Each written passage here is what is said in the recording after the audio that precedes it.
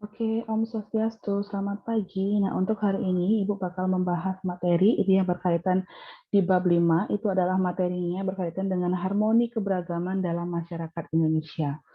Nah, di sini sebelumnya, di minggu sebelumnya Ibu sudah pernah membahas materinya ini, tetapi akan Ibu ulang dari awal untuk penjelasannya. Di sini, nah, Ibu share screen, Ibu bakal perbesar layarnya. Nah, ini dia. Ini materi kita hari ini, itu kita bakal membahas materi yang berkaitan dengan harmoni keberagaman dalam masyarakat Indonesia. Nah, materi yang pertama itu adalah makna harmoni dalam keberagaman sosial, budaya, ekonomi, dan gender dalam Bhinneka Tunggal Ika. Nah, di sini yang pertama, itu adalah harmoni dalam keberagaman sosial budaya. Keberagaman sosial budaya pada masyarakat Indonesia itu melahirkan yang namanya bermacam-macam status sosial, mulai dari mata pencaharian, serta kedudukan dan jabatan dalam masyarakat. Nah, kita sebagai makhluk sosial tidak bisa hidup sendiri tanpa bantuan dari orang lain. Sehingga keberagaman tersebut akan saling membutuhkan dan saling melengkapi. Jadi keberagaman budaya ini merupakan atau budaya masyarakat Indonesia itu memiliki ciri khasnya masing-masing, yaitu berupa atau dapat berupa yang pertama itu dapat berupa alat musik tradisional, yang kedua senjata tradisional, ketiga ada rumah adat, kemudian ada lagu-lagu daerah, kemudian juga ada kerajinan tradisional, kemudian ada juga pakaian adat, bahasa daerah, serta ada juga yang namanya makanan tradisional.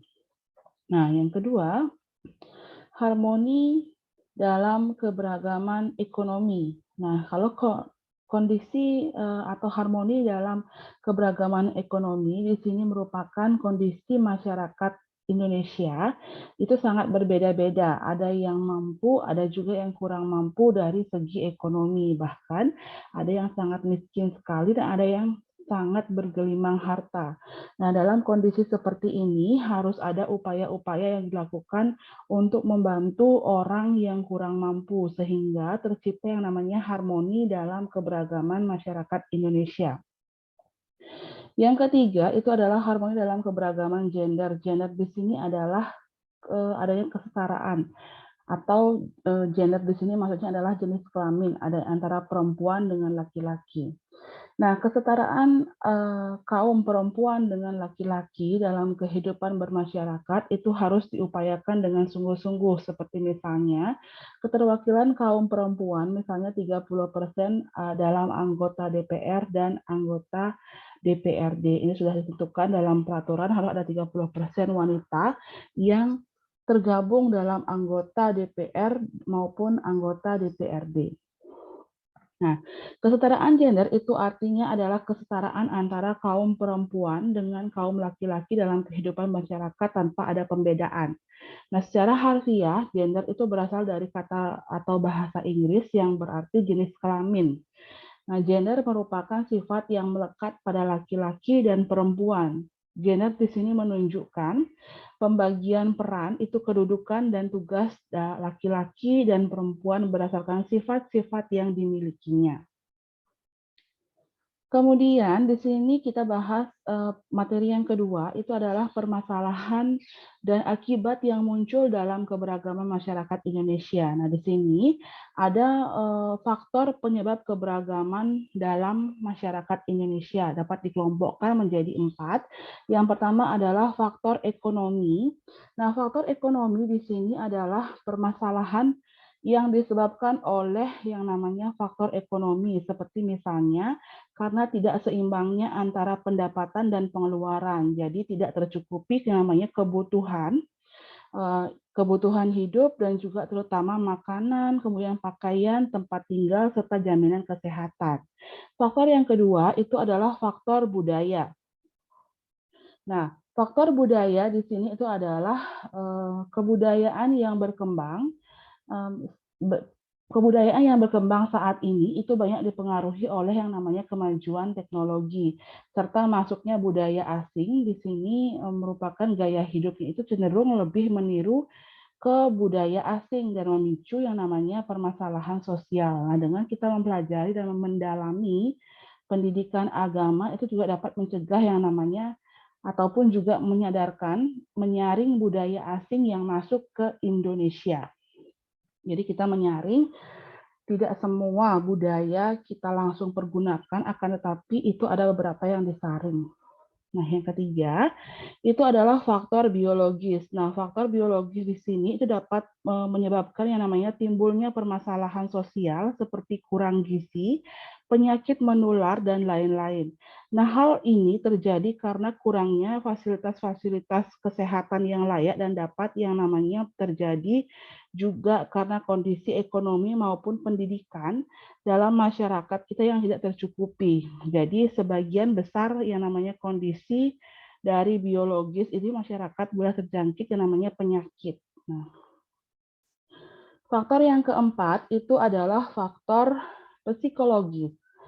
Nah, selain ketiga faktor di atas, itu ada juga yang namanya faktor psikologis. Nah, masalah ini dari faktor yang dapat muncul jika psikologis suatu masyarakat sangat lemah. Nah, faktor psikologis juga dapat muncul jika beban hidup masyarakat itu berat, dapat dirasakan oleh masyarakat, khususnya yang ada di daerah yang namanya perkotaan, pekerjaan yang menumpuk sehingga menimbulkan stres, kemudian lalu dapat menimbulkan namanya luapan emosi yang nantinya akan menimbulkan yang namanya konflik antar anggota masyarakat. Nah, kemudian unsur-unsur budaya menurut C. Krughoff itu dalam bukunya yang berjudul Universal Categories of Cultures, yaitu yang pertama unsur-unsur itu dapat dibagi menjadi 7. Nah, yang pertama itu adalah sistem agama, kepercayaan atau religi, dan upacara keagamaan. Nah, di sini agama itu merupakan suatu seperangkat aturan atau peraturan yang mengatur hubungan antara manusia dengan Tuhannya, mengatur hubungan manusia dengan manusia lainnya, dan mengatur hubungan antara manusia dengan lingkungan berdasarkan kitab suci. Nah, kemudian yang kedua itu adalah sistem masyarakat dan organisasi kemasyarakatan. Nah, di sini masyarakat itu dapat diartikan sebagai sekelompok orang yang membentuk sebuah sistem semi tertutup yang di mana sebagian besar interaksinya adalah antara individu-individu yang berada dalam kelompok tersebut. Nah, secara umum masyarakat memiliki atau merupakan sekumpulan individu yang hidup bersama dalam suatu tempat atau dalam suatu wilayah. Nah, yang ketiga, di sini sistem pengetahuan. Nah, sistem pengetahuan yang dimiliki masyarakat itu merupakan kunci berkembangnya suatu peradaban. Jadi semakin mudah manusia menguasai alam, semakin canggih manusia memanfaatkan alam, kemudian semakin tinggi peradaban manusia, sistem pengetahuan umumnya yang diperoleh melalui beberapa cara, yaitu ada cara formal, informal, dan non-formal. Jadi itu merupakan sistem pengetahuan. Kemudian yang keempat itu adalah bahasa. Nah, bahasa itu merupakan alat penyampaian pesan, baik lisan maupun non-lisan. Jadi maupun lambang-lambang tertentu. Nah, bahasa itu merupakan suatu sistem bunyi dan jika digabungkan melalui aturan tertentu dapat menimbulkan yang namanya arti yang dapat ditangkap oleh semua orang dan yang dibicarakan dalam bahasa itu. Jadi hakikat bahasa tidak lepas dari individu, kelompok individu, dan yang namanya masyarakat yang memiliki. Jadi bahasa di sini juga bisa sebagai sesuatu pemersatu dari daerah lain ke daerah satu dengan daerah lainnya. Kemudian yang kelima itu adalah sistem mata pencaharian. Nah, sistem mata pencaharian di sini merupakan cara yang dilakukan oleh sekelompok orang sebagai kegiatan sehari-hari dalam yang namanya pemenuhan kehidupan dan merupakan atau menjadi pokok penghidupan baginya. Nah, di sini sistem mata pencaharian juga disebut dengan sistem ekonomi yang terbagi atas beberapa bentuk. Yang pertama itu adalah berburu dan meramu, yang kedua adalah menangkap ikan, yang ketiga bercocok tanam di ladang, kemudian ada yang keempat bercocok tanam menetap, yang kelima itu ada peternakan, yang keenam ada perdagangan, dan yang terakhir itu adalah bidang jasa. Kemudian yang keenam itu adalah sistem teknologi dan peralatan. Nah, sistem teknologi dan peralatan di sini itu merupakan sarana penunjang hidup manusia agar hidup lebih mudah, dan sistem peralatan hidup manusia merupakan unsur kebudayaan yang paling cepat berubah dari antara yang lainnya. Nah, yang terakhir di sini adalah kesenian. Nah, kesenian itu menurut yang namanya Kamus Besar Bahasa Indonesia adalah seni adalah kemampuan akal untuk menciptakan sesuatu yang bernilai tinggi. Jadi menurutnya William A. Haviland, itu seni merupakan keseluruhan sistem yang melibatkan proses penggunaan imajinasi manusia secara kreatif dalam sebuah kelompok masyarakat dengan kebudayaan tertentu. Jadi di sini kalau misalnya seni itu dapat dibagi menjadi seni rupa, seni sastra, seni pertunjukan juga. Nah, di sini fungsi seni menurutnya William A. Evelyn itu adalah yang pertama sebagai hiburan bagi masyarakat, kemudian yang kedua itu untuk menentukan norma perilaku yang teratur, yang ketiga itu adalah menambah solidaritas masyarakat, yang terakhir adalah sebagai simbol komunikasi budaya dengan masyarakat lainnya. Nah, materi yang terakhir itu adalah upaya penyelesaian masalah dalam keberagaman masyarakat Indonesia. Nah, upaya penyelesaian masalah yang pertama itu adalah upaya penyelesaian masalah dalam bidang sosial dan budaya. Yang pertama, di sini kita bakal bahas masalah kesehatan. Masalah kesehatan yaitu adalah masalah yang menciptakan atau upaya untuk bagaimana caranya kita untuk menciptakan hidup bersih dan sehat di lingkungan rumah, tempat tinggal, sekolah, tempat kerja, dan lain sebagainya. Kemudian, upaya untuk meningkatkan kesejahteraan sosial, seperti dengan cara memberikan bantuan. Bantuan-bantuannya ini mungkin bisa diberikan kepada orang yang membutuhkan, mungkin pada saat orang tersebut terkena bencana alam atau memang kekurangan orangnya. Kemudian masalah budaya. Nah, upaya yang dapat dilakukan dalam menjelaskan permasalahan budaya seperti yang pertama adalah mengembangkan dan membina budaya nasional bangsa Indonesia. Yang kedua adalah mengembangkan yang namanya sikap kritis terhadap nilai budaya. Kemudian ada juga mengembangkan iklim kondusif bagi generasi muda dalam mengaktualisasikan segenap potensi, bakat, serta minat yang dimiliki oleh seseorang. Nah, kemudian upaya penyelesaian permasalahan ekonomi. Ini adalah upaya penyelesaian yang kedua. Nah, yang pertama dengan cara mengembangkan persaingan yang sehat dan adil.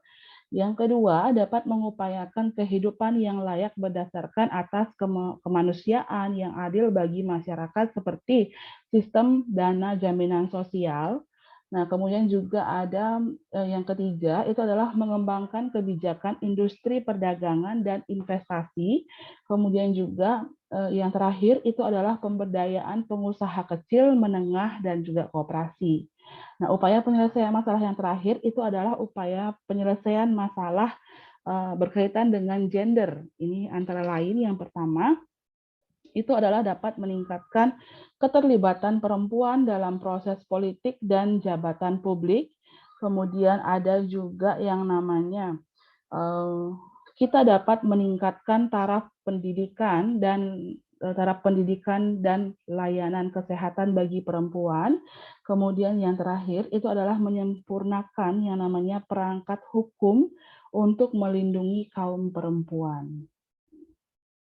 Nah, karena materi yang Ibu jelaskan di bab ini, bab 5 sudah habis, jadi sekarang sebelum Ibu akhiri, akan Ibu berikan soal-soal yang harus kalian kerjakan. Jika sudah selesai, silakan dikirimkan ke WA pribadinya Ibu. Nah, untuk soal yang pertama itu adalah nomor 1, jelaskan apa yang dimaksud dengan harmoni dalam keberagaman sosial budaya. Pertanyaan nomor 2, sebutkan 4 faktor penyebab masalah sosial. Pertanyaan nomor 3, jelaskan permasalahan yang muncul dalam keberagaman ekonomi. Pertanyaan nomor 4, upaya penyelesaian permasalahan sosial budaya. Pertanyaan terakhir, nomor 5, jelaskan upaya-upaya yang dapat dilakukan dalam penyelesaian masalah gender dalam keberagaman masyarakat Indonesia. Baik, itu 5 soal yang harus kalian kerjakan. Nah, untuk hari ini, terima kasih sudah mengikuti pembelajarannya Ibu. Ibu akhiri dengan para Santi. Om Santi, Santi, Santi, Om.